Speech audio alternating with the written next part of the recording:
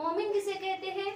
मोमिन ईमान वाला, मुसलमान जो अल्लाह और उसके रसूल पर ईमान रखता है, जो किताबों पर ईमान रखता है, जो अच्छी और बुरी तकदीर पर ईमान रखता है, जो मर के दोबारा जिंदा होने पर ईमान रखता है, जो कयामत के दिन पर ईमान रखता है, ये मोमिन मुसलमान है। मोमिन को क्या करना चाहिए? हम मोमिन हैं तो हमको क्या करना चाहिए? बहुत बेहतरीन सवाल है आपका। हमको जो है अल्लाह ताला कह रहे हैं सूरह मोमिनून में, क़द अफ़लहल मुमिनून, यकीनन ईमान वालों ने फलाह हासिल कर ली, कामयाब हो गए ईमान वाले। कौन से ईमान वाले? जो आपका सवाल है, अल्लज़ीना हुम फी सलातिहिम खाशिऊन, वो मोमिन जो अपनी नमाज में खुशू करते हैं, खुशू और खुजू से पूरी नमाजें अदा करते हैं। वल्लज़ीना हुम अनिल लगवी मुअरिदून, और जो लगवियात से, जिसका दीन से शरीयत से कोई ताल्लुक नहीं है, उससे मुंह मोड़ लेते हैं, उससे दूर रहते हैं। वल्लज़ीना हुम लिज़्ज़काति फ़ाइलून, मोमिन वो हैं जो सही से ज़कात अदा करते हैं।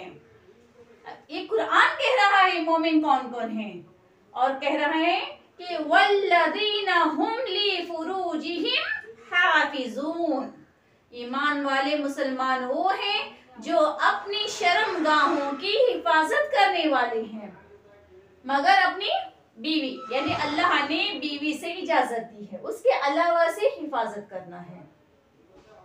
नमाज में खुशू कैसे लाते हैं? अभी मैं बताई कि नमाज पढ़ना है खुशू से। जो मोमिनीन हैं वो खुशू से नमाज पढ़ते हैं। तो फिर आपका सवाल बन गया कि खुशू किसको कहते हैं? ये भी अच्छा सवाल है।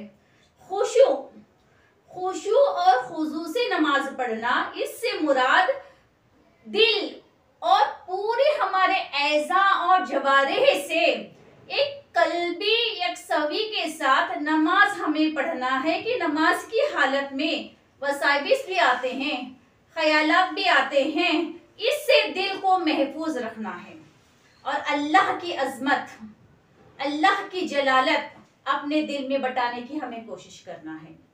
और नमाज में जो है इधर उधर नहीं देखेंगे, नमाज में खेलकूद नहीं करेंगे, नमाज में आगे पीछे नहीं होंगे, नमाज में बालों और कपड़ों को संवारने में नहीं लगेंगे, बल्कि हमें खौफ हो, ऐसा खौफ हो कि जैसा कोई एक आम इंसान बादशाह, बड़े बड़े बादशाह के सामने ठहरता है तो उसका क्या हाल होता है।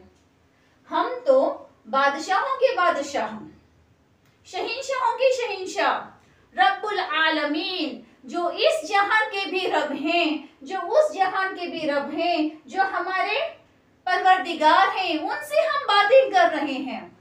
हम गुलाम हैं, वो आका हैं, वो शहींशाह हैं, हम उनसे बातें कर रहे हैं, तो हमारी कैफियत क्या होना है, हमारी हालत कैसी रहती है।